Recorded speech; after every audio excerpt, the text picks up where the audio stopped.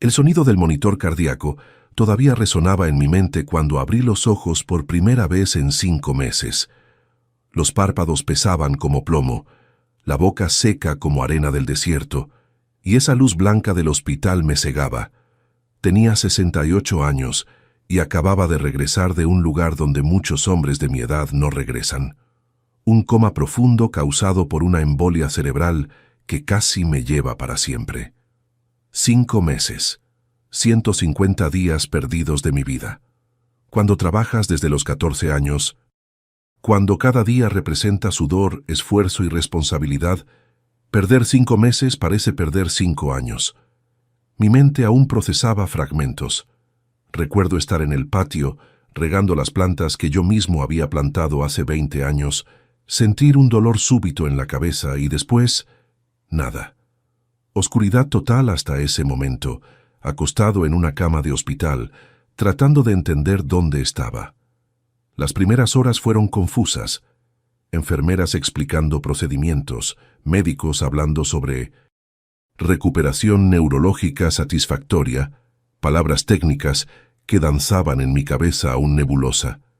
Pero había una cosa que quería más que cualquier explicación médica: ver a mi hijo Roberto, mi único hijo, de 42 años, que había criado solo después de que la madre nos dejara, cuando él tenía apenas 8 años. Cuando Roberto finalmente apareció en la puerta del cuarto, sentí un alivio que calentaba el pecho.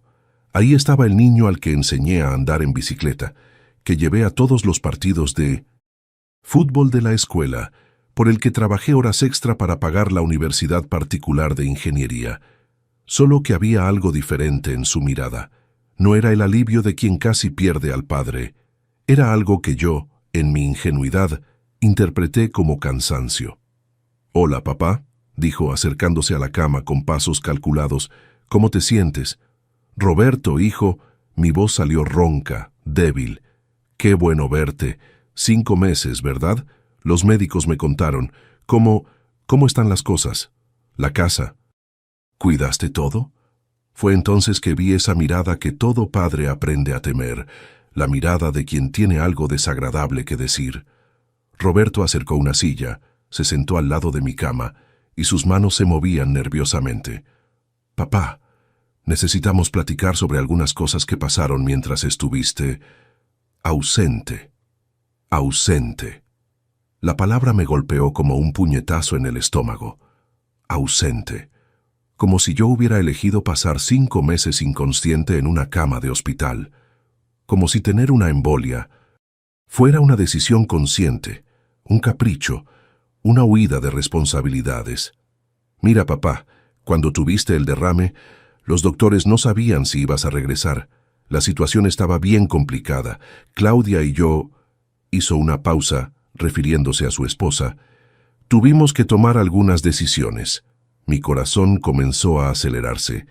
Esos monitores al lado de la cama comenzaron a hacer sonidos más frecuentes. Decisiones. ¿Qué decisiones necesita tomar un hijo sobre la vida del padre que aún está vivo? «Roberto, ¿qué tipo de decisiones?» «Bueno, papá, sabes que la casa estaba a tu nombre y contigo internado, sin saber si ibas a estar bien. Necesitábamos un lugar para vivir. Los papás de Claudia estaban necesitando una casa más grande y…» En ese momento, como si hubiera sido convocada para completar la frase, Claudia entró al cuarto. Mi nuera de 5 años, esa mujer que había recibido con los brazos abiertos en la familia, que siempre estaba presente en las comidas dominicales que yo preparaba con tanto cariño, que me llamaba papaíto y me pedía consejos sobre todo. «Hola, suegrito», dijo, y había algo en la voz que me heló la sangre. «¿Cómo te sientes?» Roberto la miró, después a mí, como si estuviera reuniendo valor para continuar. «Papá, transferimos la casa al nombre de los papás de Claudia». Las palabras salieron de su boca con una naturalidad aterradora, como quien comenta sobre el clima, como quien dice que llovió ayer o que el tráfico estuvo… Bueno, la casa, mi casa, la casa que compré con 20 años de pagos al Infonavit, trabajando sábados y domingos, haciendo horas extra hasta que los dedos sangraran, La casa donde crié a mi hijo solo, donde cada ladrillo representaba un día de trabajo, cada cuarto una conquista arrancada con sudor y determinación. ¿Qué? Logré susurrar, sintiendo el mundo girar aún estando acostado. Pensé que no ibas a regresar, papá. Roberto continuó, como si estuviera explicando una transacción comercial. Cualquiera. Los doctores dijeron que las posibilidades eran pocas. Necesitábamos estabilidad y los papás de Claudia nos ofrecieron una buena propuesta. Claudia se acercó más y vi en ella la frialdad de quien ya había digerido completamente esa decisión. «Busca otro lugar para quedarte cuando salgas del hospital», dijo, sin rodeos, como quien da una orden a un inquilino atrasado en la renta. El silencio que siguió fue ensordecedor. Ahí estaba yo, un hombre que había dedicado 48 años de su vida al trabajo, que había criado un hijo solo, que había construido una casa con las propias manos, siendo informado de que no tenía más donde vivir, por mi propio hijo, por la mujer que yo consideraba una hija. Existe un dolor específico que atraviesa el pecho de un hombre cuando se da cuenta de que aquello por lo que luchó toda la vida puede ser quitado en una conversación de 5 minutos. Es un dolor que no se enseña a manejar, porque los hombres no somos educados para imaginar que podemos ser traicionados por los propios hijos. Tomé mi abrigo, ese abrigo de lana azul que mi hermana me había regalado en la última Navidad, que estaba colgado en una silla hace 5 meses, y salí del hospital en silencio. No dije una palabra, no hice un escándalo. Solo me levanté de la cama, me puse mi abrigo y salí caminando por las calles de una ciudad que ya no reconocía. ¿Cuánto tiempo necesita un hombre estar internado para descubrir que su propia vida fue reorganizada sin él? ¿Cuántos papás pasan por esto sin tener valor de contárselo a nadie? Si ya sentiste que una vida entera de trabajo como padre valía menos que un capricho momentáneo de tu hijo, quédate conmigo hasta el final de esta historia, porque lo que pasó después de esa tarde me enseñó que un hombre solo pierde la dignidad cuando acepta ser tratado como banco, no como padre. Suscríbete al canal para no perderte los próximos relatos. Hay muchos papás por ahí que necesitan escuchar esto. Antes de continuar, si te gustan relatos reales como este, de historias que muestran que nunca es tarde para que un hombre recupere su valor, suscríbete al canal y activa la campanita. Porque aquí no cuento historias de víctimas, cuento historias de hombres que decidieron reaccionar.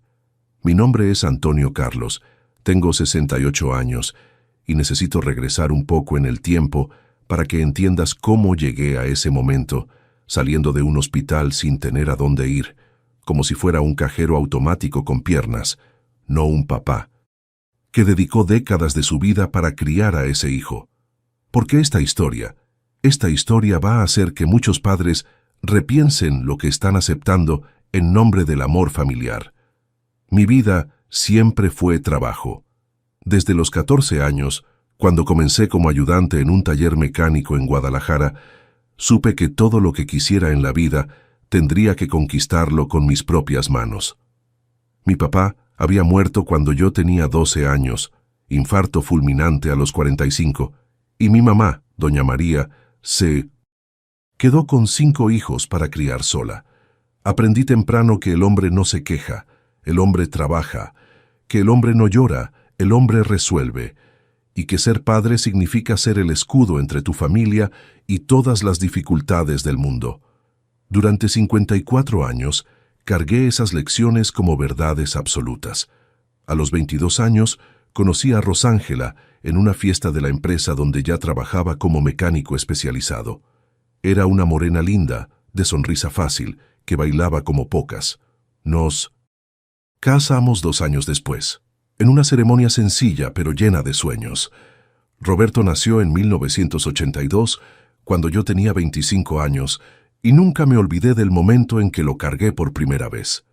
Ese bebecito de 3,5 kilos era mi responsabilidad máxima, mi proyecto de vida, mi oportunidad de ser el padre que me hubiera gustado tener. Los primeros años fueron difíciles, pero eran difíciles juntos.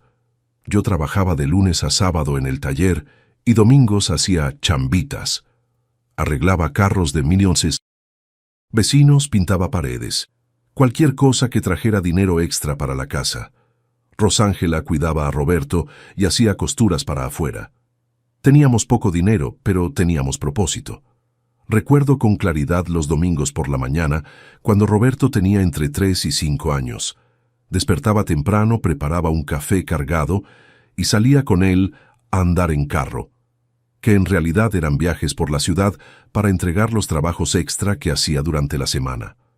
Roberto adoraba esas salidas. Se sentaba en el asiento de adelante de Mitsuru 92, azul, y se la pasaba preguntándome sobre todo. «Papá, ¿por qué trabajas tanto?», preguntaba con esa curiosidad genuina de niño. «Porque quiero que tengas todo lo que yo no tuve, mijo. Quiero que estudies en una buena escuela, que tengas ropa bonita, que no pases necesidades». Y hablaba en serio. Cada hora extra que hacía, cada domingo que sacrificaba el descanso, era pensando en el futuro de ese niño. Quería que Roberto tuviera opciones que yo nunca tuve. En 1990, cuando Roberto tenía 8 años, Rosángela nos dejó. Simplemente hizo las maletas una mañana de martes y dijo que ya no aguantaba esa vida. Dijo que se había casado muy joven, que quería vivir, que la maternidad le había robado su juventud. Dejó una carta explicando que no se llevaría a Roberto porque sabía que yo era un buen padre y que él estaría mejor conmigo. Ese día, por primera y única vez en mi vida adulta, lloré. Lloré de coraje, de desesperación, de miedo. ¿Cómo es que un hombre de 33 años iba a criar a un niño de 8 solo? Apenas sabía cocinar un huevo frito como se debe, pero fue en ese momento que descubrí una fuerza que no sabía que tenía. La fuerza de un padre que no tiene opción más que ser fuerte. Reorganicé toda mi vida alrededor de Roberto. Despertaba a las 5:30 de la mañana para preparar su desayuno, lo llevaba a la escuela, corría al trabajo, salía a la hora de la comida para verificar que hubiera llegado bien a casa. Nuestra vecina, doña Lupita, lo cuidaba unas horas, y llegaba a casa a las 7 de la noche para cenar con él y ayudarle con la tarea. Los fines de semana eran de él. Los sábados por la tarde íbamos al campo de fútbol de la ciudad a ver los partidos del equipo local. Los domingos eran para pasear, para ir al parque, para hacer las cosas que padre e hijo hacen juntos. Había renunciado a mi vida social, a las carnes asadas con los compañeros de trabajo, a las cervezas al final de la semana. Mi vida social era Roberto. Cuando tenía 12 años, comenzó a jugar fútbol en el equipo infantil de la ciudad. Nunca me perdí un partido, ni uno. Trabajaba sábado por la mañana y corría al campo, todavía con la ropa sucia de grasa, para gritar su nombre desde la lateral. «Órale, Roberto, enséñales, mijo». Era un niño inteligente, responsable, cariñoso. Me llamaba papá con un respeto que me calentaba el corazón. Cuando llegaba de la escuela, siempre venía a contarme cómo había estado el día. Cuando tenía algún problema, venía a platicar conmigo. Éramos una dupla, una familia de dos que funcionaba mejor que muchas familias completas que conocía. En 1998, Roberto terminó la preparatoria e ingresó a Ingeniería Civil en una universidad privada de la Ciudad de México. Era el momento más orgulloso de mi vida. Mi hijo sería ingeniero. Mi hijo tendría la profesión que siempre soñé tener. Pero también fue el comienzo de nuestro distanciamiento. La colegiatura de la universidad costaba casi un salario mínimo entero. Para pagarla comencé a trabajar también los domingos. Agarré un trabajo extra en el taller de un amigo en las horas libres y vendí el Tsuru azul que Roberto tanto quería para comprar un carro más barato y usar la diferencia para sus gastos. Roberto se mudó a la Ciudad de México. Fue a vivir en una casa de estudiantes con otros compañeros. Al principio, hablaba todas las semanas contando sobre las clases, los profesores, los compañeros. Pero gradualmente, las llamadas se fueron espaciando. Una vez por semana se volvió una vez cada 15 días, que se volvió una vez por mes. Cuando yo le hablaba, siempre escuchaba la misma disculpa. «Papá, ando muy ocupado aquí. La universidad está pesada. Después te hablo. Pero el después rara vez llegaba. Aún así, yo seguía mandando dinero religiosamente cada mes, no solo para la colegiatura, sino para gastos, para libros, para cualquier cosa que necesitara. En 5 años de universidad, debo haber mandado el equivalente a un carro nuevo solo en extras. En 2003, Roberto se graduó. Fui a la graduación, orgulloso, usando el traje que había comprado especialmente para la ocasión, el primer traje de mi vida. Me tomé fotos con él, conocí a algunos compañeros, y por primera vez en años me sentí verdaderamente feliz. Ahora va a ser diferente, papá, me dijo ese día. Ahora voy a poder regresarte todo lo que hiciste por mí. Regresar. La palabra se quedó resonando en mi cabeza por años.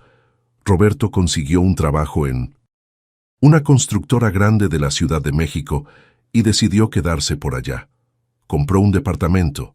Financiado, claro, pero lo compró. Yo ayudé con el enganche, obviamente. Al fin y al cabo, era mi hijo ingeniero empezando la vida.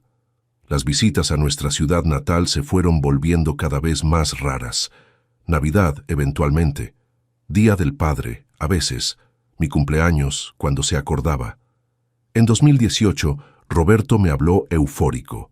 Había conocido a una mujer especial, Claudia, licenciada en 1970. Administración, familia bien estructurada de la Ciudad de México. Se iban a casar. Me puse genuinamente contento. Mi hijo merecía ser feliz, merecía construir su propia familia. Y Claudia, cuando la conocí, parecía una muchacha educada, respetuosa, que trataba bien a Roberto. La boda fue hermosa. Pagué la mitad de los costos, no porque me pidieron, sino porque yo quise contribuir.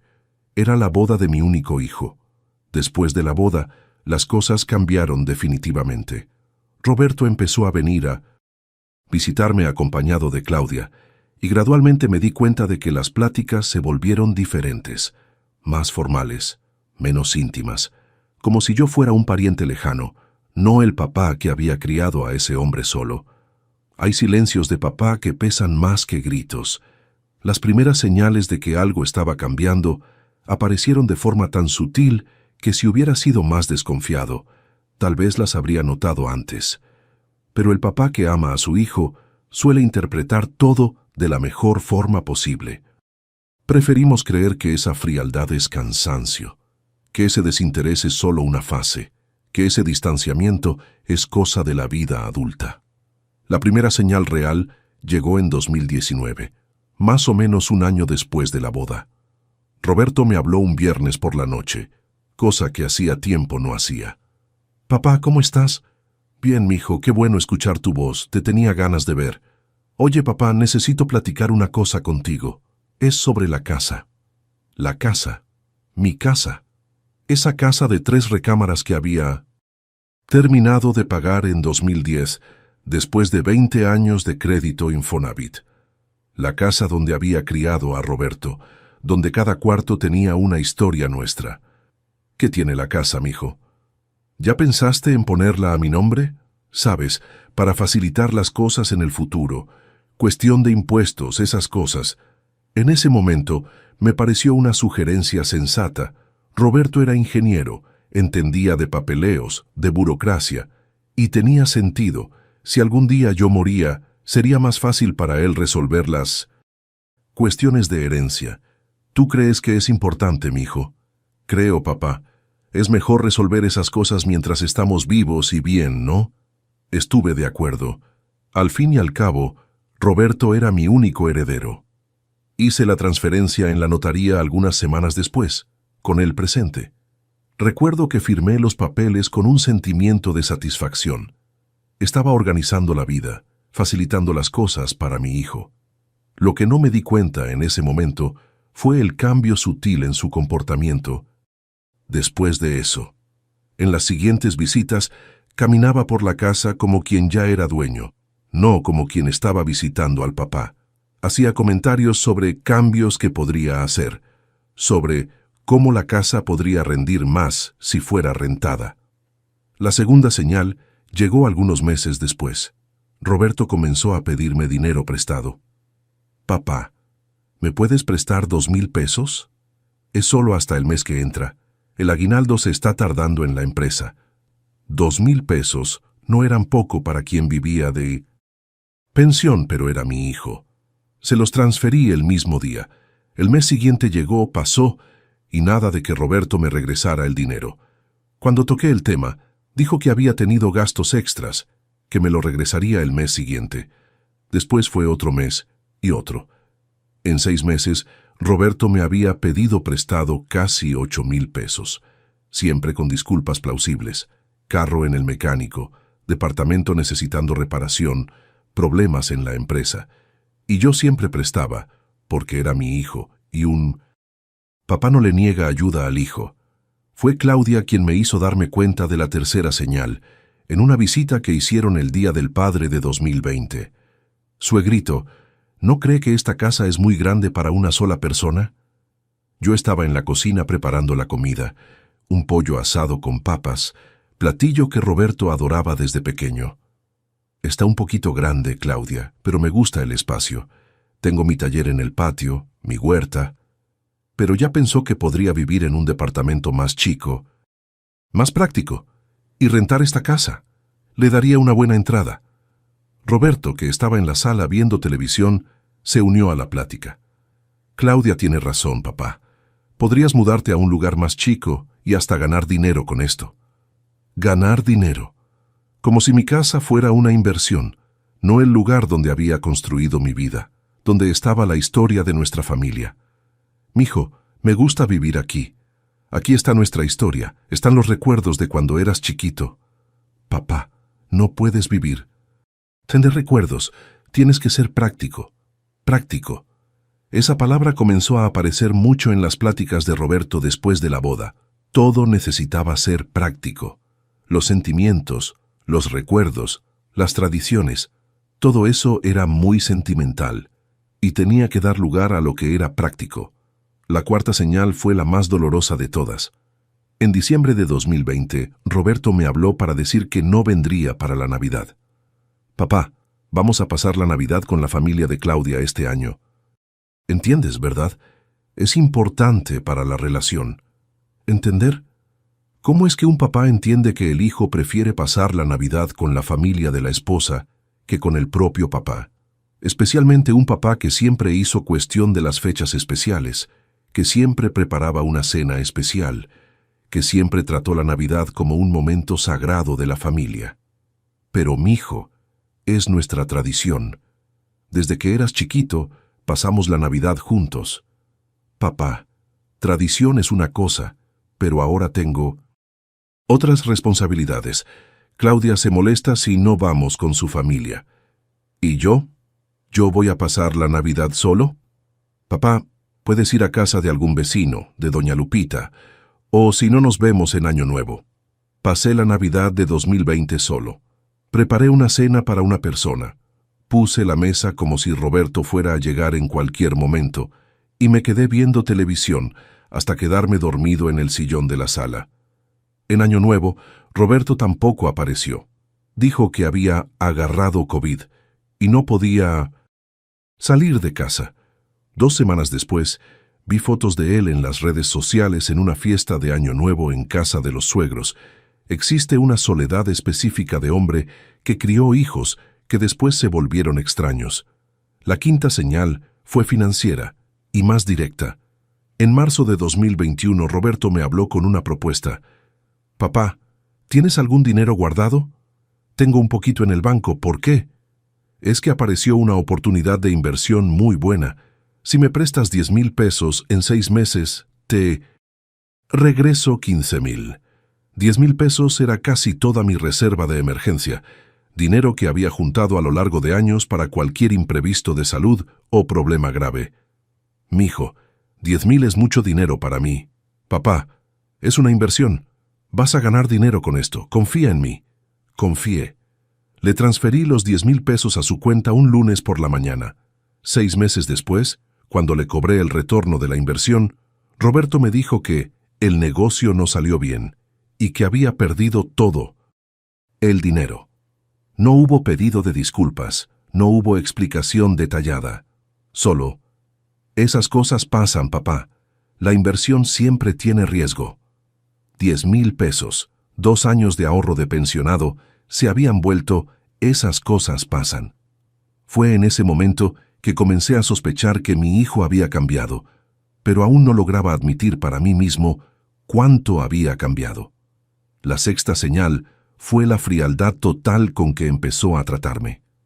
Las llamadas, que ya eran raras, se volvieron protocolares. ¿Cómo? ¿Estás, papá?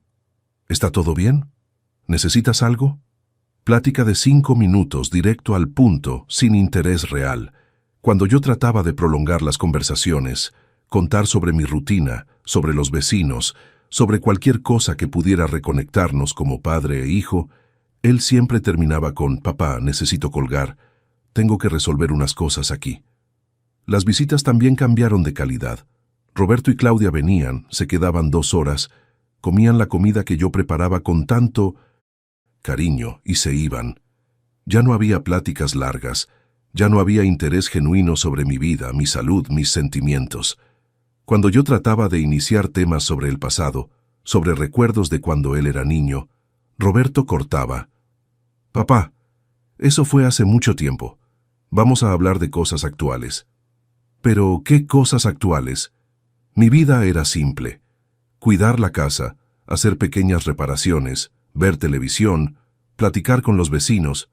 Para él, esas no eran cosas actuales, interesantes. La séptima señal fue la forma como Claudia comenzó a tratarme. De papaíto, el trato cambió a don Antonio. De pláticas cálidas sobre la vida, pasó a saludos educados pero distantes. En una comida dominical, escuché una conversación entre ellos en la sala mientras yo lavaba los trastes en la cocina. Roberto, ¿tu papá no cree que ya es hora de buscar un lugar para personas de su edad? Como una casa de retiro. Todavía está bien, Claudia, pero es algo para pensar en el futuro. Es que se queda muy solo aquí. En una casa de retiro tendría compañía, actividades. Es cierto, vamos viendo. Estaban discutiendo mi futuro como si yo fuera un objeto, un problema que resolver, no una persona con opinión propia. Hay dolores que un hombre se traga por años, hasta que un día la garganta ya no aguanta más. A partir de 2021, lo que comenzó como señales preocupantes se transformó en una explotación sistemática que yo, en mi ingenuidad de padre, seguía interpretando como dificultades temporales de mi hijo. El patrón se estableció de forma clara. Roberto me hablaba solo cuando necesitaba algo, y siempre necesitaba algo. Papá, el carro de Claudia se descompuso. ¿Me puedes ayudar con 2,500 para la reparación? Mijo, es mucho dinero. Papá, ella necesita el carro para trabajar, es urgente. Y yo transfería, porque era urgente, porque era necesario, porque era mi hijo pidiendo. 2 semanas después, papá, salió una cuenta atrasada aquí. ¿Tienes 1,200 para prestarme? Es solo hasta fin de mes. Y yo transfería otra vez. 1 mes después, papá, tenemos problema en el departamento. Una filtración que dañó la pared. 3,000 para la reparación. Y yo transfería una vez más. En 1 año, transferí más de 20,000 pesos a Roberto. 20,000 pesos que representaban casi 2 años de mi pensión. Dinero que había guardado para emergencias, para problemas de salud, para los imprevistos de la vida de un hombre mayor. Cada transferencia venía acompañada de promesas. Papá, el mes que entra te regreso. Papá, en cuanto se normalice esto te pago. Papá, sabes que puedes contar conmigo. Pero el mes que entra nunca llegaba. La normalización nunca pasaba. Y empecé a darme cuenta de que no podía contar con él.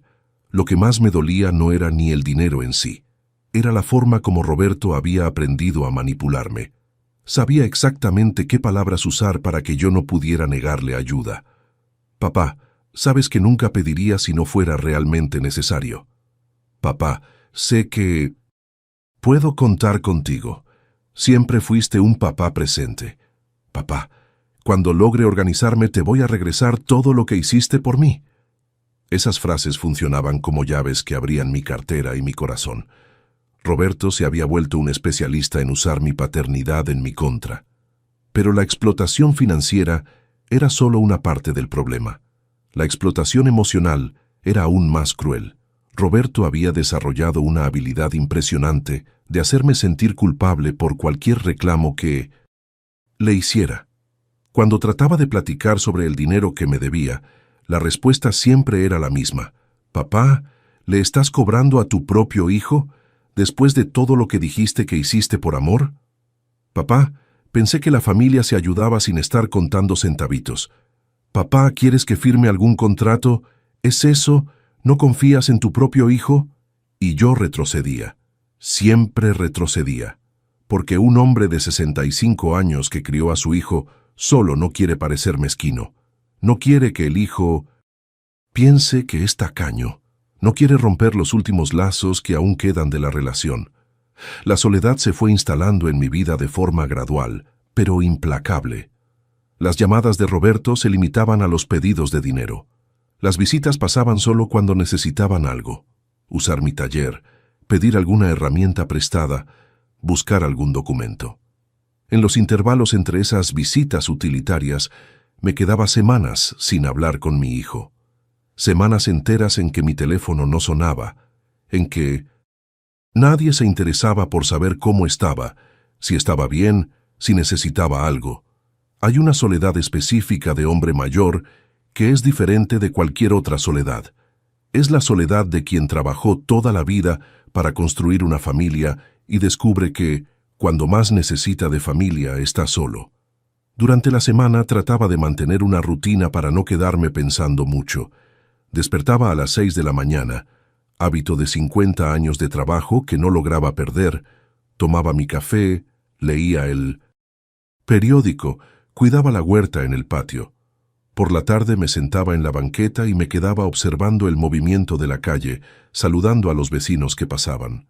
Pero los fines de semana eran los peores. Sábados y domingos eran los días que había dedicado a Roberto durante 17 años. Eran los días de los partidos de fútbol, de los paseos, de las pláticas importantes entre padre e hijo. Ahora eran días vacíos, interminables, en que el silencio de la casa resonaba como un grito. Traté algunas veces de hablarle a Roberto los fines de semana, solo para platicar, para matar las ganas de verlo. «Hola, mijo, ¿cómo estás?» «Papá, no puedo hablar ahorita. Estoy aquí con Claudia y sus papás. Después te hablo». Pero el después nunca llegaba. O si no, «Papá, ¿es alguna emergencia? Porque vamos saliendo a comer». Emergencia. Como si un papá hablarle a su hijo para platicar fuera emergencia. Gradualmente, comencé a darme cuenta de que Roberto me había categorizado como una obligación, no como una persona importante en su vida. Yo era alguien de quien cuidaba porque tenía que cuidar, no porque quería cuidar. Y eso fue corroendo mi autoestima de una forma que no esperaba. Comencé a cuestionarme sobre todo lo que había hecho como padre. ¿Será que había fallado en algo? ¿Será que había sido muy rígido o muy permisivo? ¿Será que la ausencia de su mamá había perjudicado nuestra relación de alguna forma? Pasaba horas repasando nuestra historia, tratando de identificar dónde había fallado para que mi hijo se volviera una persona capaz de explotarme de esa forma. La explotación psicológica incluía también una técnica muy cruel. Roberto había comenzado a hacerme sentir que yo era una carga. «Papá, ¿estás seguro de que estás bien viviendo solo? ¿No sería mejor que buscaras un lugar con más gente de tu edad? Papá, nos preocupamos por ti ahí solo. ¿Y si pasa algo y nadie se da cuenta? Papá, ¿ya pensaste en vender esta casa e irte a un lugar más chico, más práctico? Esta casa es mucho trabajo para una sola persona». Estas sugerencias venían siempre disfrazadas de preocupación, pero yo comenzaba a darme cuenta de que había otro interés por atrás. Ellos querían que yo saliera de mi casa. Claudia se había vuelto especialmente hábil en ese tipo de manipulación. Suegrito, ¿no cree que podría aprovechar mejor la jubilación? Viajar, conocer lugares nuevos. ¿Quedarse encerrado en esta casa no es muy limitante? Suegrito, vemos personas de su edad que vendieron todo y se fueron a disfrutar la vida. ¿No tiene ganas de hacer eso? por atrás de esas sugerencias bien intencionadas, yo me daba cuenta de que ellos ya tenían planes para mi casa. Querían que vendiera, que me mudara, que saliera del camino. La explotación incluía también una forma sutil de aislamiento social. Cuando Roberto venía a visitarme y llegaba algún vecino, se ponía visiblemente impaciente. «Papá, no vas a quedarte ahí platicando en la cerca toda la tarde, ¿verdad?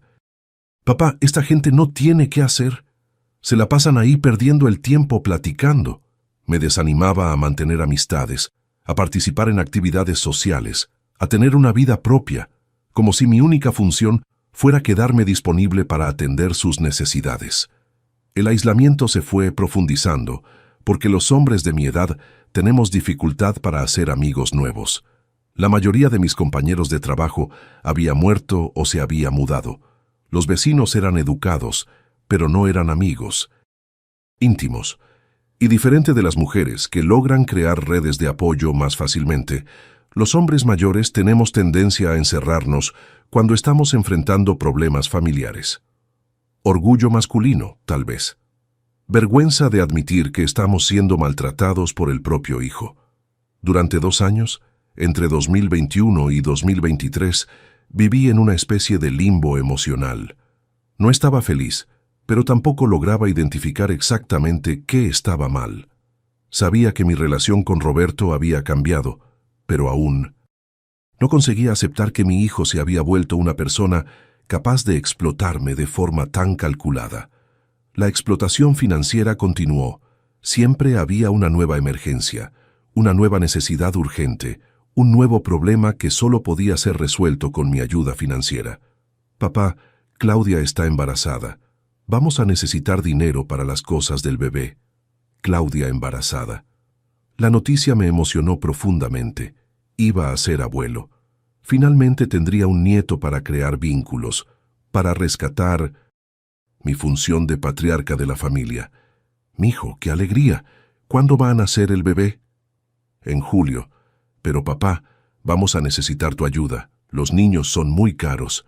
Y allá se fueron otros 5,000 pesos para ayudar con los gastos del bebé. 2 semanas después, Roberto me habló llorando. «Papá, Claudia perdió el bebé». Me quedé devastado, no solo por la pérdida del nieto que ya estaba amando, sino por el dolor que mi hijo estaba sintiendo. «Mijo, lo siento mucho. ¿Necesitan algo? ¿Quieren que vaya para allá a estar con ustedes?»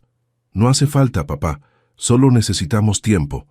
3 meses después, descubrí por casualidad que Claudia nunca había estado embarazada.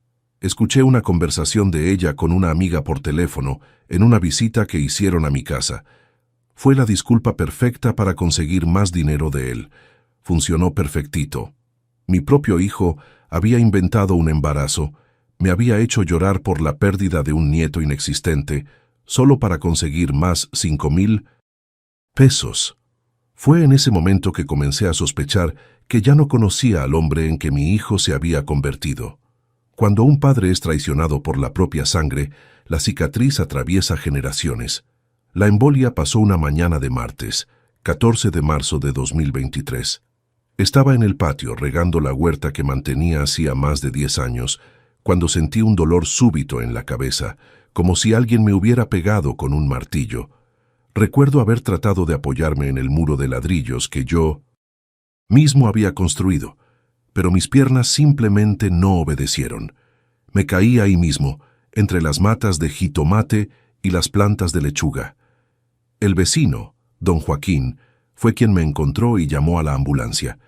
5 meses después, despertaría en un hospital para descubrir que mi vida había sido reorganizada sin mi autorización. Pero esta historia no es sobre los 5 meses de coma. Esta historia es sobre las 4 horas que siguieron después de que salí de ese hospital, caminando por las calles sin rumbo, procesando la información de que mi propio hijo me había vuelto un indigente. La primera hora fue de puro shock. Caminé por las calles del centro de la ciudad como un zombi, todavía usando la ropa del hospital, un pants gris y una camisa blanca de manga larga que alguien me había dado. El abrigo azul de mi hermana encima. Era todo lo que poseía en el mundo en ese momento. Mi mente trataba de procesar lo que había pasado. Roberto había transferido mi casa, la casa que construí, con 20 años de trabajo para los papás de Claudia. Simplemente así, como si fuera un objeto cualquiera, no el hogar donde él había sido criado. Y Claudia, la mujer que había recibido como hija, que me llamaba papaíto, que comía en mi mesa todos los domingos, me había mirado a los ojos y dicho, busca otro lugar. Durante esa primera hora, sentí una mezcla de emociones que nunca había experimentado.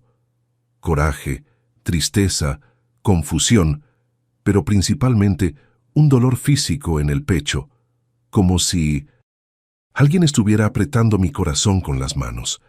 La segunda hora fue de desesperación. ¿Dónde iba a dormir esa noche? ¿Dónde iba a vivir? ¿Cómo es que un hombre de 68 años reinicia la vida desde cero? Pensé en buscar a mi hermana Neusa, que vivía en otra ciudad a 2 horas de distancia. Pensé en buscar algún amigo antiguo, pero la realidad era cruel. Había pasado los últimos años tan enfocado en la relación con Roberto que había dejado las otras relaciones de lado. Fue durante la tercera hora de caminata que algo cambió dentro de mí. Me paré en una plaza, me senté en una banca debajo de un árbol y por primera vez en años logré ver la situación con claridad total. Yo había criado un monstruo, no un monstruo en el sentido de maldad gratuita, sino un monstruo en el sentido de una persona completamente egoísta, incapaz de sentir gratitud, incapaz de respetar al propio padre. Y yo había contribuido a crear ese monstruo. Cada vez que acepté una falta de respeto en silencio, cada vez que presté dinero sin cobrarlo de vuelta, cada vez que me tragué una humillación para mantener la familia unida, cada vez que puse sus necesidades arriba de las mías propias. Roberto se había acostumbrado a tratarme como un banco, no como un padre, porque yo había permitido que me tratara así. Claudia se había acostumbrado a faltarme al respeto porque yo había aceptado ser irrespetado. Durante años había confundido amor paterno con permisividad total. Había confundido ser un buen padre con ser un tapete. Fue en ese momento, sentado en esa banca de la plaza, que sentí una emoción que no experimentaba hacía mucho tiempo. Coraje. Pero no un coraje destructivo, un coraje constructivo, un coraje que me dio energía. Yo no merecía ser tratado de esa forma. Ningún padre merece ser tratado de esa forma. La cuarta hora fue de planeación. Me levanté de la banca con una determinación que no sentía hacía años y comencé a caminar con propósito. Primera parada, banco. Necesitaba saber exactamente cuál era mi situación financiera. Tenía mi cuenta de ahorro, mi cuenta corriente, y necesitaba entender qué había quedado después de años financiando la ingratitud. En el banco descubrí que Roberto me había dejado una gentileza. Me había puesto como dependiente en su cuenta. O sea, yo solo tenía acceso al dinero con su autorización. Pero había una cuenta que él no conocía, una cuenta que mantenía en otro banco, donde depositaba pequeñas cantidades mensualmente desde 2018. Era mi fondo de emergencia secreto. Tenía 15,000 pesos ahí. 15,000 pesos no eran una fortuna, pero eran suficientes para comenzar. Segunda parada, notaría. Fui a verificar exactamente cuál era la situación jurídica de la transferencia de la casa, y fue ahí que descubrí la primera sorpresa. La transferencia había sido hecha mediante un poder notarial que yo había firmado aún lúcido, pero que le daba a Roberto poder para administrar mis bienes durante mi incapacidad. El poder era legal, pero había sido usado de forma abusiva. Roberto había interpretado administrar como transferir a terceros. El notario, un hombre ya de edad, me miró con compasión. Don Antonio, casos como el suyo son más comunes de lo que se imagina. Hijos que se aprovechan de la condición de salud de los padres para beneficiarse financieramente. ¿Pero no hay nada que pueda hacer? Legalmente, la transferencia fue válida, pero existe algo llamado abuso de poder familiar. Si usted logra probar que hubo mala fe, puede contestar. ¿Cómo pruebo la mala fe? Documentando todo, grabaciones, mensajes, testigos, mostrando que hubo intención de perjudicarlo, no de protegerlo. Salí de la notaría con una misión clara. Iba a documentar todo. Tercera parada, inmobiliaria. Si ya no tenía casa, necesitaba encontrar un lugar para vivir. Con 15,000 pesos lograría rentar un departamento pequeño por algunos meses mientras organizaba mi vida. Fue en una inmobiliaria pequeña, de propietario antiguo, que encontré la segunda sorpresa del día. El corredor, don Miguel, hombre de unos 60 años, me escuchó contar mi situación con atención. «Don Antonio, ¿quiere un consejo de quien ya vio muchos casos parecidos?» «Quiero. No rente departamento todavía. Busque un hotel o pensión por algunas semanas. Use ese tiempo para planear bien. Y principalmente, documente todo lo que su hijo hizo. Usted puede tener más derechos de los que se imagina». «¿Qué tipo de derechos?» «Mire, no soy abogado, pero ya vi algunos casos de hijos que salieron mal por explotar a los padres. Existe algo que se llama abandono material inverso. El hijo tiene obligación legal de cuidar a los padres mayores. Esa información me dio una esperanza que no esperaba sentir. Cuarta parada, pensión. Encontré una pensión familiar sencilla pero limpia, a 2 cuadras del centro. 40 pesos por día, desayuno incluido. La renté por 15 días, tiempo suficiente para organizar mi estrategia. Quinta parada, tienda de 1900 electrónicos. Compré un smartphone nuevo y una laptop básica. Si iba a documentar todo, necesitaba las herramientas correctas. Sexta parada, bufete de abogados. Busqué un abogado especialista en derecho familiar. Licenciado Marcelo, hombre de unos 45 años, me recibió con interés genuino. «Don Antonio, el caso suyo es más serio de lo que puede parecer. Vamos por partes. Primero, la transferencia de la casa durante su incapacidad puede ser caracterizada como abuso de poder familiar. Segundo, el abandono material que sufrió puede generar obligación de pensión alimenticia reversa. Tercero, la explotación financiera que relató puede configurar delito». ¿Delito? Sí. Estafa familiar. Hijo que engaña a padre mayor para conseguir dinero puede ser procesado criminalmente. ¿Y qué necesito hacer? Documentar todo. Grabaciones de las conversaciones, capturas de pantalla de los mensajes, estados de cuenta mostrando las transferencias y, principalmente, provocar a su hijo a hablar. Hacer que asuma lo que hizo. ¿Cómo es eso de provocar? Háblele. Platique sobre la situación. Grabe todo. Deje que se contradiga, que se explique, que asuma responsabilidades. Muchas veces los hijos son tan arrogantes que terminan entregándose solos. El licenciado Marcelo me dio una lista de tareas específicas. Levantar todos los estados de cuenta de los últimos 5 años. Reunir todos los comprobantes de transferencias hechas a Roberto. Grabar conversaciones telefónicas. Legal, desde que una de las partes supiera. Buscar testigos de los abusos. Documentar la condición actual de abandono. ¿Y usted tiene alguna carta bajo la manga? Algo que su hijo no sepa que posee. Pensé por un momento. Y entonces me acordé.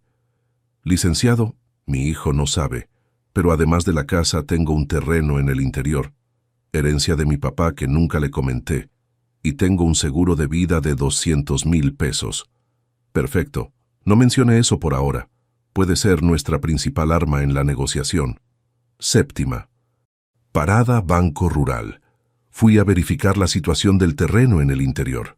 Era un lote de 5,000 metros cuadrados en la ciudad donde nací, con una casita sencilla, pero habitable. Valuado en aproximadamente 80,000 pesos. Octava parada. Aseguradora. Confirmé que mi seguro de vida estaba al día y que podía cambiar el beneficiario en cualquier momento. Al final de ese día tenía un plan claro. Fase 1. Documentación. Pasar 2 semanas reuniendo todas las pruebas de los abusos que había sufrido. Fase 2. Confrontación. Provocar a Roberto y Claudia a asumir lo que habían hecho, grabando todo. Fase 3. Negociación. Usar las informaciones que ellos no sabían que poseía como moneda de cambio. Fase 4. Independencia. Reconstruir mi vida sin depender de ellos para nada. Esa noche, acostado en la cama sencilla de la pensión, sentí algo que no experimentaba hacía años. Esperanza. Por primera vez, no estaba solo reaccionando a los abusos, estaba planeando una respuesta. El mismo hombre que cargó al hijo en los hombros un día se ve sin piso donde pisar. Pero algunos hombres descubren que son capaces de construir piso nuevo con las propias manos. La primera llamada que hice a Roberto fue 3 días después de que salí del hospital. Eran las 8:30 de la mañana de un viernes, horario que sabía que estaría camino al trabajo. Momento perfecto para una conversación natural, sin sospechas. Le hablé de mi nuevo celular, un número que él no conocía. Cuando contestó, me identifiqué normalmente. Roberto, soy papá. Papá, ¿desde dónde me hablas? Ese número es nuevo. Sí, mijo, me compré un celular nuevo. ¿Puedo platicar unos minutitos contigo? Había una tensión en su voz que no había percibido en los días anteriores, como si estuviera esperando que fuera a reclamarle algo, a cuestionar alguna decisión. Claro, papá. ¿Cómo estás? ¿Dónde estás viviendo ahora? ¿Dónde estoy viviendo? La pregunta vino con una naturalidad impresionante, como si echar al propio padre fuera la cosa más normal del mundo. Estoy en una pensión por mientras, mijo, provisionalmente. Ah, qué bueno que te organizaste. Estábamos preocupados. Preocupados. La palabra me pegó como una bofetada. Estaban preocupados por lo que iban a hacer conmigo, no por mí propiamente. Roberto, quería entender mejor esta historia de la casa. ¿Por qué transfirieron la casa a los papás de Claudia? Silencio del otro lado de la línea. Algunos segundos que parecieron eternos. Papá, como te expliqué, no sabíamos si ibas a regresar. Los doctores dijeron que las posibilidades eran pocas. Tuvimos que tomar decisiones prácticas. Pero, mijo, ¿y si regresaba? ¿No era más sensato esperar? Papá, tuviste una embolia grave. Estuviste 5 meses en coma. Pensamos que me iba a morir. No es eso, papá. Es que tuvimos que organizarnos. No podíamos quedarnos en la incertidumbre. Primera contradicción grabada. Roberto acababa de admitir que tomaron la decisión basándose en la incertidumbre sobre mi recuperación, no en la certeza de mi muerte. ¿Y por qué transferir específicamente a los papás de Claudia? ¿Por qué no dejarla a tu nombre? Mira, papá, eso es medio complicado de explicar por teléfono. Los papás de Claudia hicieron una propuesta buena y necesitábamos dinero ¿para qué? Para los gastos del hospital, las cuentas que se quedaron acumuladas, esas cosas. Segunda contradicción. Mi seguro social cubría todos los costos hospitalarios. ¿Qué gastos eran esos? Mijo, mi seguro cubrió todo del hospital. ¿Qué cuentas eran esas? Silencio nuevamente, más largo esta vez. Papá, fueron varias cosas. Después platicamos mejor en persona. Roberto, estoy tratando de entender. ¿Vendieron mi casa? No vendieron, papá. Fue una transferencia. Los papás de Claudia se quedaron con la casa y pagaron algunas deudas tuyas. ¿Qué deudas? Yo no tenía deudas. Papá, me debías dinero. Todo ese dinero que agarraste prestado conmigo. Tercera contradicción, y esta era la más importante. Roberto acababa de admitir que consideraba deudas el dinero que yo le había prestado, o sea, el dinero que él me había pedido prestado y nunca regresado. Roberto, ¿quién le debía dinero a quién? ¿Tú no me estabas regresando los préstamos que te hice? Papá, eso es cuestión de interpretación. No, mijo, no es cuestión de interpretación. Cuando me pides dinero prestado, quien queda debiendo eres tú, no yo. Papá, mira, eso es muy complicado para resolver por teléfono. Tenemos que sentarnos y... Roberto, contéstame una cosa. ¿Tienes la documentación de esa transferencia? Quiero ver los papeles. Papá, todo se hizo bien. Está todo legalizado. ¿Pero tienes los papeles? ¿Los puedo ver? Papá, te los puedo llevar para que los veas, pero... Perfecto. ¿Cuándo puedes venir a enseñármelos? Mira, papá, Esta semana está medio ocupada. ¿Qué tal la próxima semana? Cuarta contradicción. Si estaba todo bien y legalizado, ¿por qué la prisa en aplazar? Colgué la llamada con material suficiente para comenzar. Roberto se había contradicho varias veces. Había admitido que tomó decisiones basándose en incertidumbres, había invertido la lógica de los préstamos y estaba evitando mostrar la documentación. La segunda llamada fue para Claudia 2 horas después. Le hablé directo al celular, número que me sabía de memoria. ¿Bueno? Claudia, soy el suegrito. Ah, hola, ¿cómo estás? La frialdad en la voz era impresionante. Ninguna preocupación genuina, ningún cariño, solo educación protocolar. Estoy bien, mija, quería platicar una cosa contigo, es sobre la casa. Ah, ¿Roberto no platicó contigo? Platicó, pero quería entender mejor. ¿Por qué transferimos a tus papás? Mira, suegrito, en realidad fue idea de ellos. Cuando supieron de la situación, se ofrecieron a ayudar. ¿Ayudar cómo? Comprando la casa. Así ustedes se quedaban con el dinero y nosotros resolvíamos nuestro problema de vivienda. Primera revelación importante. Claudia. Acababa de admitir que era un problema de vivienda de ellos, no una preocupación por mi bienestar. ¿Y dónde está ese dinero, Claudia? ¿Cómo? El dinero de la venta de la casa. ¿Dónde está? Silencio. Claudia se había dado cuenta de que se había metido en una trampa. Mira, suegrito, Roberto es quien está manejando esas cosas financieras. Necesita hablar con él. Pero acabas de decirme que tus papás compraron la casa. Si compraron, pagaron. ¿Dónde está el dinero? Suegrito, es que no fue bien una compra. Fue más una transacción. ¿Transacción de qué? Ellos se quedaron con la casa y asumieron las deudas suyas. Claudia, ¿qué deudas? Yo no tengo deudas. Suegrito, tenía esos préstamos con Roberto. Segunda revelación. Claudia también había comprado la versión de que el dinero que Roberto me pidió prestado era una deuda mía. Claudia, quien agarró dinero prestado fue Roberto, no yo. Ay, suegrito, sé que está confuso, pero Roberto les explicó a mis papás que usted tenía unas deudas con él, y ellos se ofrecieron a pagarlas. Y creyeron que yo le debía dinero a mi propio hijo. Suegrito, confiamos en Roberto. Él no mentiría sobre algo así. Tercera revelación.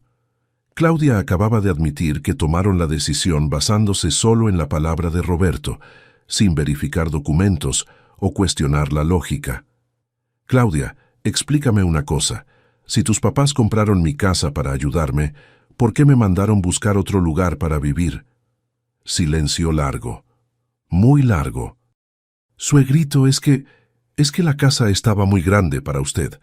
Pensamos que sería mejor que buscara un lugar más chico, más adecuado para su edad. ¿Quién decidió qué es adecuado para mi edad? ¿No fui consultado?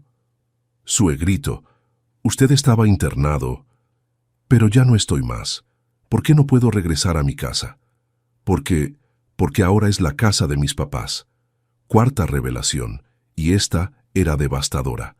Claudia acababa de admitir que la casa había sido transferida definitivamente, no temporalmente para ayudarme. Claudia, ¿me estás diciendo que vendieron mi casa para resolver su problema de vivienda? No fue así, suegrito. Entonces fue, ¿cómo? Mira, suegrito, creo que es mejor que hable con Roberto. Yo no entiendo mucho de esas cosas financieras. Colgué la llamada con revelaciones aún más importantes. Claudia había admitido que la transferencia fue para resolver su problema de vivienda. La decisión fue basándose solo en la palabra de Roberto.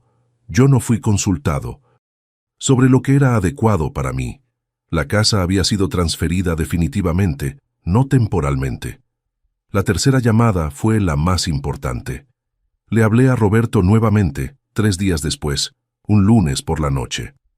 Horario en que estaría en casa, relajado, tal vez con la guardia baja. Papá, ¿cómo estás? Hola, mijo.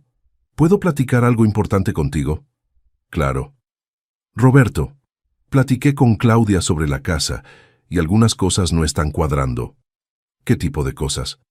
Me dijo que sus Suegros compraron la casa para pagar mis deudas contigo. ¿Qué deudas son esas? Papá, sabes muy bien, todo ese dinero que te presté a lo largo de los años. Roberto, ¿tú me prestaste dinero o yo te presté dinero? ¿Cómo? Es simple. En los últimos años, ¿quién le pedía dinero a quién? Silencio. Roberto se había dado cuenta de que estaba siendo grabado o estaba en una trampa. Papá, eso es medio complicado. No es complicado, Roberto. Es simple. Tú me hablabas pidiendo dinero prestado. Yo te transfería. Decías que me lo ibas a regresar y nunca lo regresabas. Eso significa que tú me debías dinero, no al revés. Papá, pero necesitaba el dinero para emergencias. ¿Y por necesitarlo para emergencias se vuelve una deuda mía? No es eso, papá. Entonces, ¿qué es, Roberto? Papá, mira, necesito ser honesto contigo. Esa frase me dio esperanzas. Tal vez Roberto iba a asumir la verdad. Háblame, mijo. Cuando tuviste la embolia, realmente pensamos que te ibas a morir. Los doctores fueron bien claros sobre eso, y estábamos con problemas financieros serios. ¿Qué tipo de problemas? Debíamos dinero en el banco, el departamento tenía mensualidades atrasadas, mi tarjeta estaba reventada. Primera admisión importante. Roberto acababa de confirmar que estaban con problemas financieros y usaron mi situación de salud para resolverlos. ¿Y entonces decidieron vender mi casa? Necesitábamos dinero, papá. Y tú, probablemente ya no ibas a necesitar más la casa. Segunda admisión. Roberto acababa de confirmar que vendieron mi propiedad para resolver sus problemas financieros. Roberto, aunque me hubiera muerto, la casa sería tuya por herencia. ¿Por qué venderla a los suegros de Claudia? Porque pagaron de contado, papá, y necesitábamos el dinero inmediatamente. Tercera admisión. Roberto acababa de confirmar que hubo venta, no transferencia para pagar deudas. ¿Cuánto pagaron por la casa, Roberto? Papá, ¿eso es importante? Sí, ¿cuánto? 150,000. La casa valía por lo menos 250,000. La habían vendido por un valor muy por debajo del mercado. Roberto, sabes que mi casa vale más que eso, ¿verdad? Papá, con la prisa, tuvimos que aceptar lo que apareció. ¿Prisa de qué? Estaba internado, no muerto. Papá, la situación estaba desesperante. Cuarta admisión. Roberto acababa de asumir que actuaron por desesperación financiera, no por preocupación por mí. Roberto, explícame una cosa. ¿Dónde está ese dinero de la venta? ¿Cómo? 150,000 pesos. ¿Dónde están? Papá, se usó para pagar las deudas. ¿Qué deudas? ¿Las tuyas o las mías? Silencio largo. Papá, principalmente las mías. Quinta admisión, y esta era la más importante. Roberto acababa de confesar que el dinero de la venta de mi casa se usó para pagar sus deudas, no las mías. Roberto, ¿me estás diciendo que vendiste mi casa para pagar tus deudas? Papá, no fue así. Entonces ¿fue cómo? Papá, yo pensé que no ibas a regresar, y estábamos desesperados, perdiendo el departamento con el nombre en buró de crédito, sin saber qué hacer, y entonces decidieron robarme. No fue robo, papá, fue una decisión desesperada. Sexta admisión. Roberto acababa de asumir que fue una decisión desesperada, confirmando que no fue planeada para mi beneficio. Roberto, ¿tienes noción de lo que hiciste? Vendiste la casa de tu papá para resolver tus propios problemas. Papá, ¿puedo explicar? No necesitas explicar más nada, mijo. Ya explicaste todo. Papá, espera. No, Roberto. Ahora ya entendí todo. Colgué la llamada con las confesiones que necesitaba. Roberto había admitido que vendieron la casa por problemas financieros de ellos, que el dinero se usó para pagar deudas de él, que fue una decisión desesperada, no planeada, que vendieron por valor debajo del mercado, que actuaron pensando que yo no regresaría. A la mañana siguiente, llevé todas las grabaciones al licenciado Marcelo. Don Antonio, esto es oro puro. Su hijo se entregó completamente. Tenemos material para proceso penal por estafa, proceso civil por daños morales y principalmente para revertir la venta de la casa. ¿Cómo es eso de revertir? Venta hecha por poder notarial durante incapacidad, con finalidad diversa de la autorizada, por valor debajo del mercado, sin beneficio para el otorgante. Eso es anulación segura. ¿Y el dinero que ya gastaron? Problema de ellos. Van a tener que regresarlo o la casa vuelve a su nombre. Algunas puentes, después de quemadas, no necesitan ser reconstruidas, aunque hayas ayudado a construirlas. Los primeros días después de las grabaciones fueron extraños. Por primera vez en años, tenía una sensación de control sobre mi propia vida. Ya no era solo el papá que reaccionaba a los pedidos, a las manipulaciones, a las humillaciones. Era un hombre con un plan. El licenciado Marcelo me había orientado a no contactar a Roberto por algunas semanas mientras preparaba la documentación jurídica. Déjelos tranquilos, dijo. Cuando aparecemos con los papeles, el impacto es mucho mayor. Durante esos días de silencio, descubrí algo que había olvidado hacía mucho tiempo: cómo era vivir sin ansiedad constante, sin estar esperando la próxima llamada pidiendo dinero, sin tener que explicar a dónde había ido mi pensión, sin tener que tragarme faltas de respeto para mantener unida a la familia. La pensión donde estaba viviendo temporalmente terminó volviéndose una experiencia inesperadamente rica. Doña Carmen, la propietaria, era una señora de 72 años que había perdido al marido hacía 5 años y decidió transformar la casa grande en pensión para no quedarse sola hablando con las paredes. Don Antonio tiene cara de quien carga un peso muy grande en los hombros, me dijo una mañana, mientras servía café con pan dulce que ella misma hacía. Realmente estoy pasando por unos problemas, doña Carmen. ¿Familia? ¿Cómo lo sabe? Porque solo problema de... Familia deja a hombre de nuestra edad con esa expresión. Problema de dinero, problema de salud, lo resolvemos o lo aceptamos. Problema de familia se queda rondando por dentro. Doña Carmen había perdido el contacto con su hija única hacía 3 años, después de una discusión sobre la herencia del marido. Mi hija quería que vendiera esta casa y me fuera a vivir en un departamento chiquito. Decía que era más práctico. Cuando me negué, dejó de hablarme. Escuchar la historia de doña Carmen me hizo darme cuenta de que mi caso no era aislado. Había una epidemia silenciosa de hijos adultos maltratando a padres mayores, y la mayoría de los padres sufría en silencio por vergüenza o por miedo de romper la familia. En la pensión conocí también a don Mario, un jubilado de 70 años que se había separado de la esposa después de descubrir que ella y el hijo habían vendido un terreno de él sin autorización. Descubrí que estaban planeando meterme en un asilo para quedarse con todo, me contó. Una tarde mientras jugábamos dominó. Gradualmente, comencé a darme cuenta de que no estaba solo. Y más importante, comencé a darme cuenta de que había vida más allá de la relación con Roberto. Durante la segunda semana en la pensión, decidí hacer algo que no hacía décadas: cuidarme a mí mismo. Fui a una barbería antigua del centro de la ciudad, de esas con sillas de cuero y espejos grandes. Me corté el pelo bien cortadito, me rasuré completo, me arreglé las uñas. «Usted tiene pinta de... quien está volviendo a la vida», dijo el barbero don Walter, un hombre de unos 50 años con manos hábiles y buena plática. «¿Por qué dice eso?» «Porque hombre que viene aquí solo para quedar presentable tiene una forma. Hombre que viene aquí para cuidarse tiene otra forma. Usted tiene pinta de quien se está cuidando». Don Walter no estaba equivocado.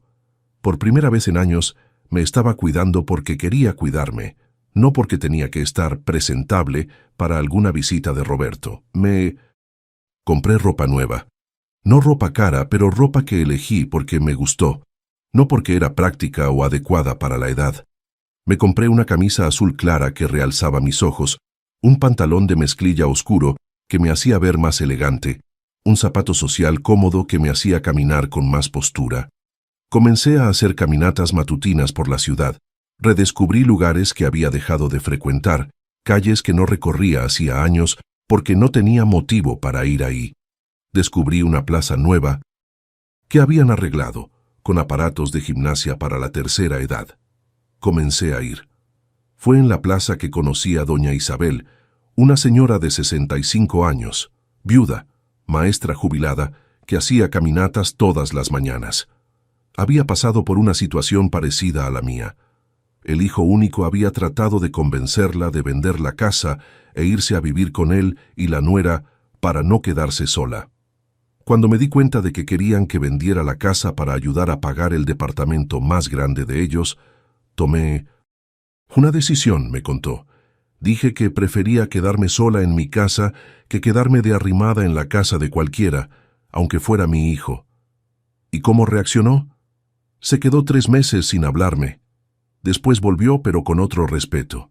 A veces el hijo necesita aprender que el papá no es un objeto.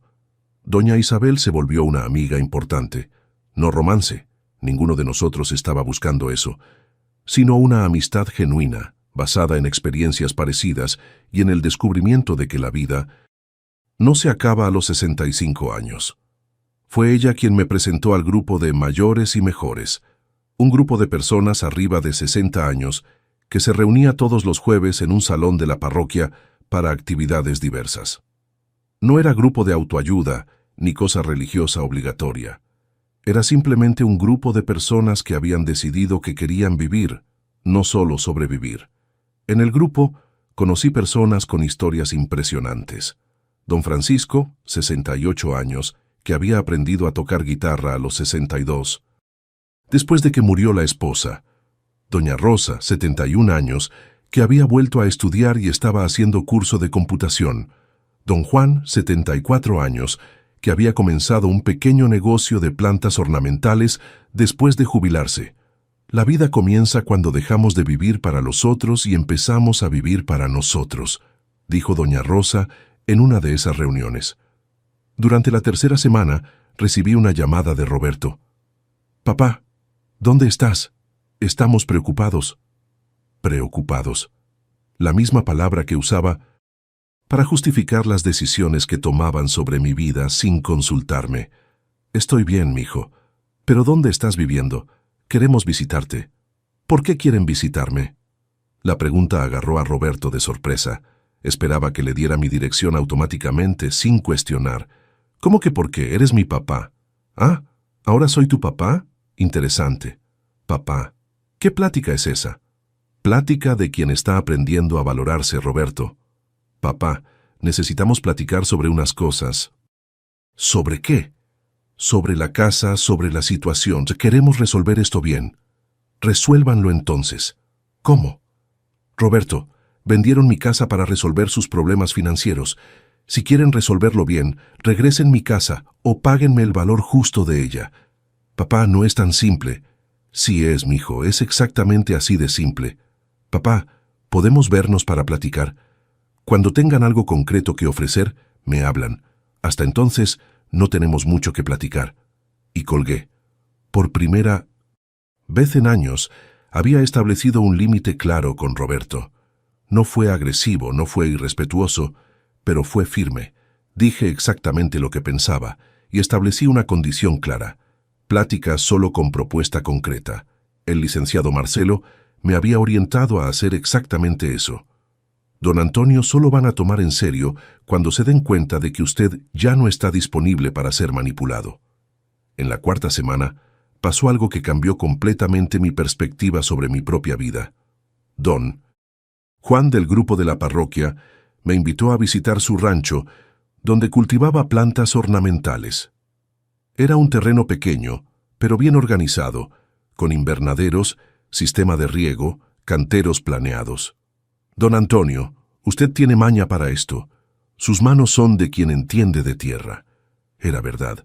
Durante toda mi vida había mantenido una huerta, primero por necesidad, después por placer. Siempre supe trabajar con plantas, siempre tuve facilidad para hacer crecer lo que plantaba. «Don Juan, ¿cómo empezó esto?» «Después de que me jubilé me di cuenta de que quedarme sin hacer nada me iba a matar más rápido que cualquier enfermedad. Empecé chiquito, vendiendo plantas a los vecinos. Hoy surto a 3 floristerías de la ciudad». «¿Da dinero?» Da para vivir bien. No me hago rico, pero tengo mi entrada, mi ocupación, mi propósito. Esa tarde regresé a la pensión con una idea en la cabeza. Tenía un terreno en el interior, un terreno que Roberto no conocía, que estaba parado hacía años. Tal vez era hora de hacer algo con él. En la quinta semana hice un viaje al interior para ver el terreno. Eran 5.000 metros cuadrados de buena tierra, con una casita sencilla, pero estructuralmente sólida. Había pozo, luz, y la tierra estaba fértil, solo no utilizada. Por primera vez en meses sentí una emoción genuina. Ese terreno representaba posibilidades, posibilidades que no dependían de Roberto, que no dependían de nadie más que de mí mismo. Pasé el fin de semana limpiando la casa, planeando cómo podría usar el terreno, imaginando una vida nueva en ese lugar. No una vida de huida, sino una vida de reinicio. El domingo por la tarde, sentado en el portal de la casita, viendo el terreno que se extendía frente a mí, sentí algo que no experimentaba hacía mucho tiempo. Paz.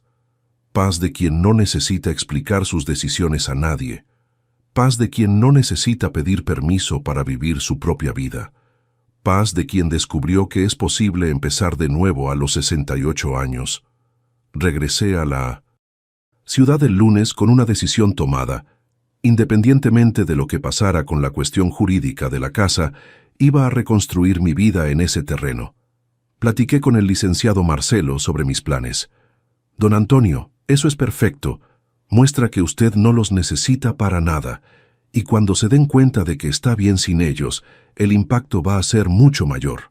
Licenciado, ¿cuánto tiempo más para meter el juicio? 1 semana más. Estoy terminando los últimos detalles. ¿Pero está seguro de que quiere llegar hasta el final? Su hijo puede reaccionar mal. Licenciado, mi hijo vendió mi casa para pagar sus deudas. Echó a su papá a una pensión como si fuera un objeto desechable.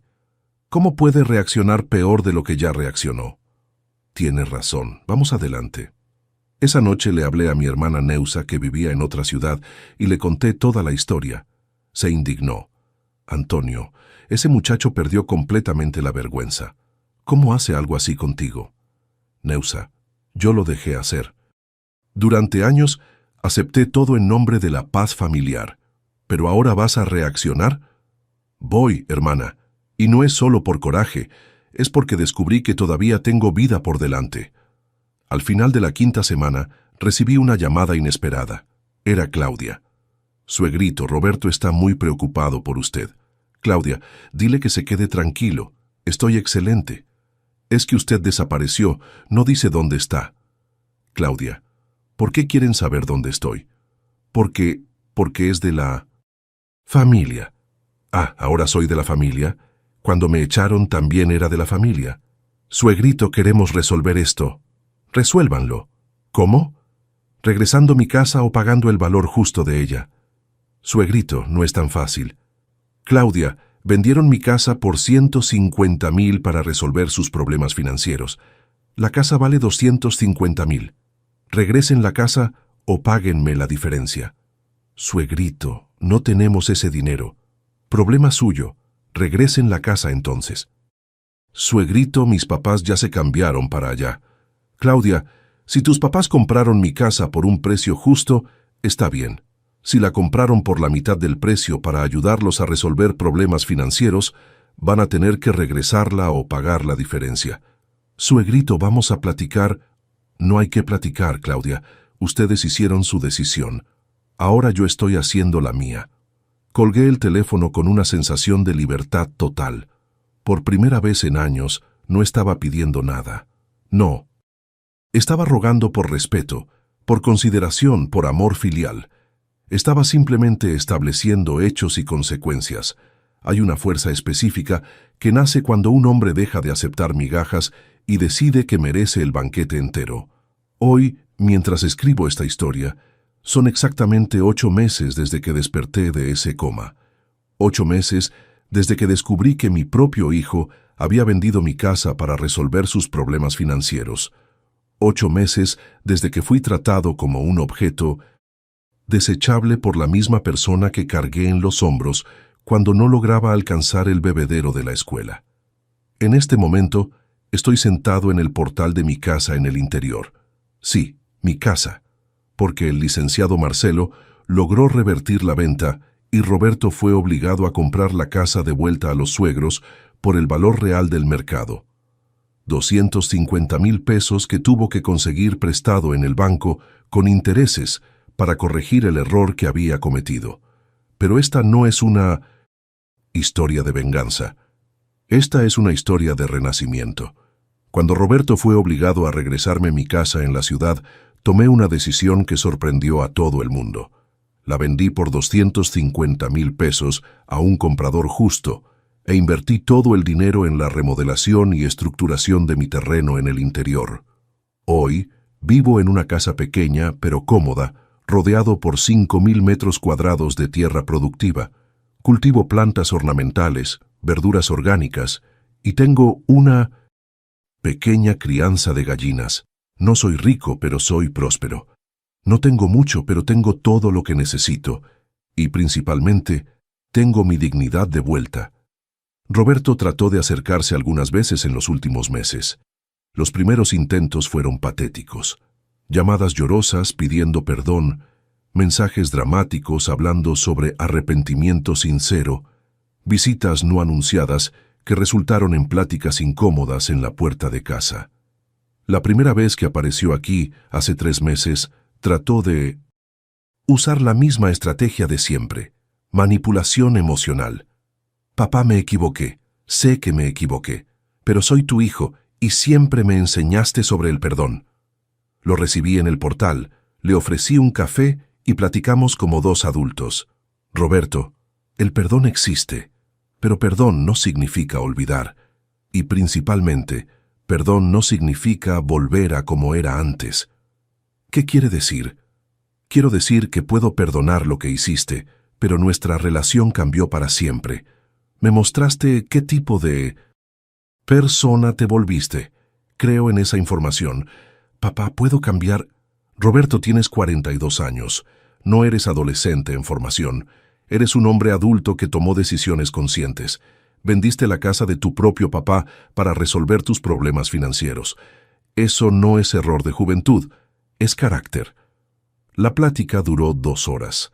Roberto salió de aquí sabiendo exactamente dónde estaba parado. Podíamos mantener una relación cordial, pero nunca más una relación basada en mi permisividad y en su explotación. En los meses siguientes, establecí reglas claras para cualquier contacto. No discuto dinero. Si tiene problemas financieros, los resuelve solo o busca un banco. No acepto visitas sin avisar. Si quiere verme, hace cita con anticipación, como cualquier persona civilizada. No finjo que somos una familia feliz. Somos padre e hijo que pasaron por una crisis de confianza seria. No acepto a Claudia en mi casa. Me faltó al respeto de forma imperdonable y no demostró ningún arrepentimiento real. Cualquier intento de manipulación emocional resulta en alejamiento inmediato. Esas reglas funcionan. Roberto me habla una vez al mes. Pregunta cómo estoy. Cuenta brevemente cómo está su vida. Y cuelgo el teléfono sin drama. Es una relación educada, cordial, pero sin intimidad. Y descubrí algo sorprendente.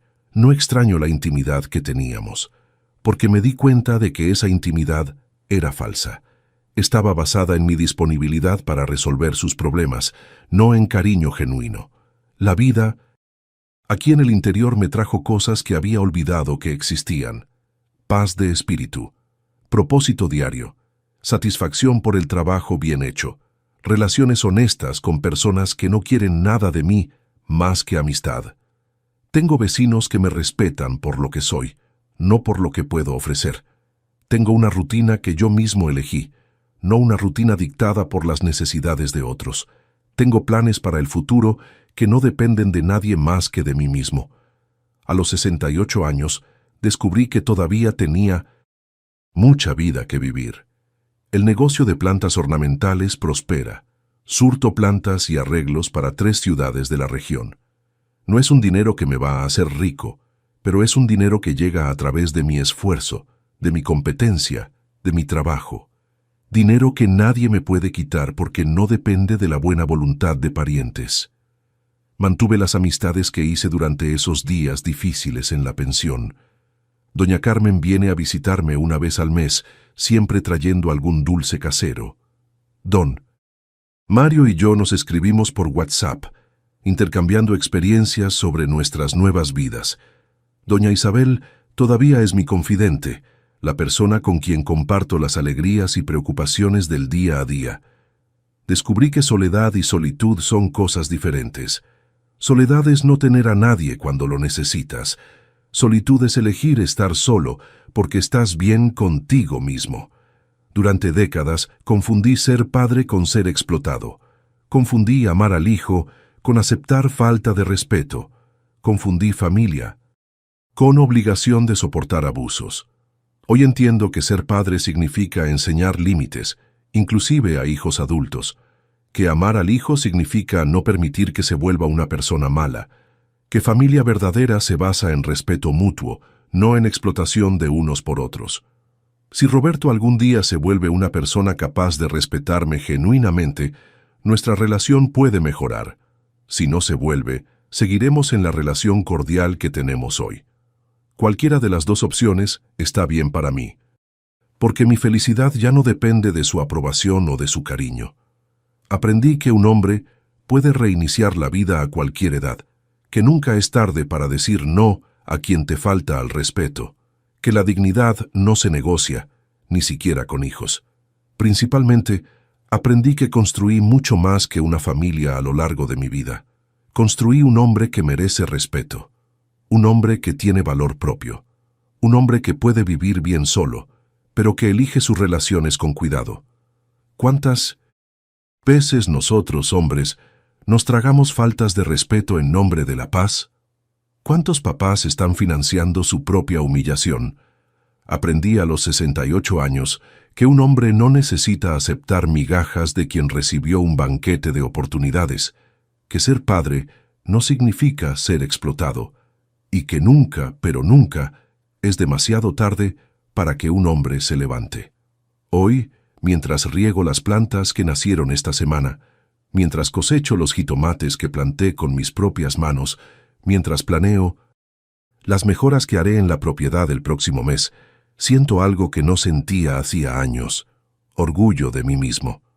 No orgullo por los hijos que crié, por las conquistas que permitieron, por los sacrificios que hice por otros.